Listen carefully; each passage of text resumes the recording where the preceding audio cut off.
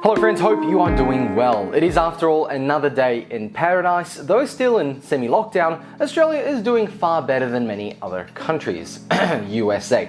So for entertainment, opinion and of course news purposes, let's see what's in store today on the Dirt Report. Welcome. And of course, welcome to everyone. Remember, if you like this video, then tap that like button. And if you are new, maybe you could consider subscribing and supporting this channel, that little red button below.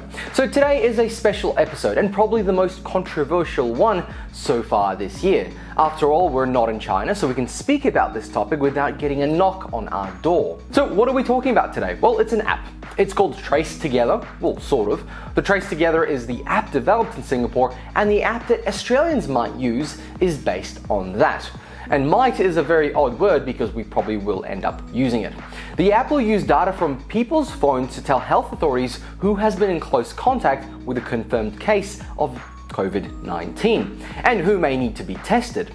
The Trace Together app was built in Singapore and has an uptake of about 20% of the population, which accounts for about 1 million people, and it is not mandatory. Now, Singapore touts many reasons to use the app: protect ourselves, our loved ones, and community.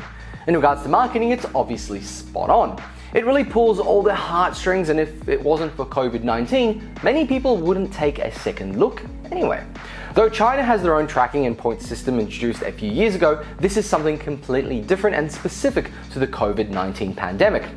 Now, the Trace Together app works as a proximity-based system. It is based on a protocol called BlueTrace, and it's BlueTrace which Australia will be developing upon. Now, BlueTrace is a privacy-preserving protocol for community-driven contact tracing using Bluetooth devices that allows for global interoperability. You see, BlueTrace is designed for decentralized proximity logging and supplements centralized contact tracing by public health authorities. Now, proximity logging using Bluetooth addresses a key limitation of manual contact tracing that is dependent on a person's memory and is therefore limited to contacts that a person is acquainted with and remembers having met. You see, BlueTrace therefore enables contact tracing to be more scalable and less resource intensive. Further to that, BlueTrace is designed around privacy, apparently. Now, how much weight is behind that, we aren't sure, but they state that BlueTrace is quite elegant and designed from the ground up to preserve privacy. You install the app, it generates a unique identifier for your device, not containing any personal information, and begins to broadcast it over Bluetooth Low Energy. Basically, you appear to other devices like an Apple Watch or Fitbit. Because of how the Bluetooth spec works, devices can, to a degree, figure out how far any other devices are from one another. And this is based on the RSSI of the signal. This is how Apple Watch can unlock a Mac. If you're near enough, it will be based on proximity. Same with a key when you have a keyless entry car. Now, third parties cannot use BlueTrace communication to track users over time. It uses a device temporary identifier which rotates frequently, preventing malicious actors from tracking individual users over time by sniffing for BlueTrace messages. The only personal identifier information collected is a phone number, which is securely stored by a health authority. Now, similarly in Australia, you can't have a mobile number without providing government identification anyway, so you can kind of link the two together.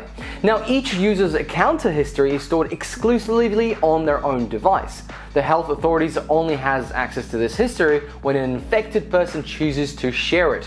In any case, one good thing is that users have control of their personal data. When they withdraw consent, all personally identifiable data stored at the health authority is deleted. Let's hope so. All encountered history will thus cease to be linked to the user. Now, if you are infected, is there any likelihood of you deleting that data just to get rid of the shame of being infected? We'll see. BlueTrace protocol can be implemented using the Open Trace code. Now, Trace Together was launched in Singapore on 20th March 2020. It is the first national Bluetooth contact trace app in the world and uses the Open Trace code to implement the BlueTrace protocol. So many layers. Bear with me. Now, without going into too many details, one positive thing about this is that the protocol is based on a code called Open Trace, which is an open source. But what does that exactly mean? Well, the need for open source software in this case has nothing to do with the ethical implication of software freedoms. We're not talking about copyright here. That's not what open source means in this case. What it means is that it's having access to the source code, and it is an identifiable benefit to ensuring the security of a piece of software in its use cases. Let me give you an example. Imagine there is a bucket of milk that is sitting in the sun for weeks, and in fact it is hanging directly above your head. It stinks, it's curled, and something is growing out of it. Bear with me here. Now there are two buttons in front of you. Both are supposed to perform a simple yet critical function, which is to not dump the bucket of rotting terribleness on your head. An important function to stave off a smelly disaster, of course. Now, underneath the buttons on the left, it reads the following message: proprietary closed source code, copyright 2020, trustworthy company, all rights reserved, all requests for code will be ignored, but we totally swear we won't dump the milk on your head. Pinky swear. Now the button to the right reads open source code available to all, reviewed and contributed to by hundreds of developers from around the world. Feel free to review the code and speak with the programmers before pushing the button. So, which one do you press? Easy answer, right? Now in theory, one doesn't need to press any button at all. This would seem to be the best way to ensure that what was once milk stays safely inside the bucket and not all over your head. But someone is obviously going to push the button, just like someone will implement a COVID tracking app. It's just a matter of selecting the safest button to push. By the way, the like and subscribe button are really safe buttons to push right now. So BlueTrace, OpenTrace and Trace together have some grounding by being much more likely to be secure than the evil corp way. Now I'm sure many developers who are watching this video would like to add more details, but I am certainly not trying to explain this all in detail. This is just an example. Let us know more in the comments below. I'm really keen to get more information about this. So now back to Australia. This week we had the Deputy Chief Medical Officer Paul Kelly not ruling out making the Australian government's version of the coronavirus tracking app compulsory for all citizens. He said that the app would be voluntary at first and we need about 40% of the public to download it for it to work, comparably to the 20% that Singapore has. And this is a huge ask. Without at least 40% of the Australian public using the app, there would be not enough data captured to attain its goal of mind control. Sorry, I meant not enough data to slow the spread of COVID-19. Now, when asked if the panel of health experts advising the government was considering recommending the app to be compulsory if less than 40% of people signed up, Professor Kelly said making it voluntary at first was the way to go. For now. He said, I've always been a believer in the Australian people making the right decision. As I've said, this is an add-on to what we have in terms of contact tracing and case finding. So I think we need to make the case for an app. Now, speaking on Hobart's Triple M radio station earlier on Friday, the Prime Minister also did not rule out making the app mandatory. Here's what he said. In Australia, my preference, my very strong preference, is that we do it this way where Australians are doing it by permission. My preference is to give Australians the go of getting it right. Now, pressed again on whether mandatory measures would be considered, Morrison responded, oh look, I don't want to be drawn on that. He said, that's my objective, that's my plan A, and I really want plan A to work. Mr. Morrison said he understood it would not be something people would do ordinarily, but this was not an ordinary time. I'd be calling on Australians to do it, frankly as a matter of national service, he said. There are a couple of economic and statistical problems with this. First of all, the good news. 98% of the Australian public has a mobile plan, or some sort of mobile device. But 60% of the public has a device that runs iOS and Android.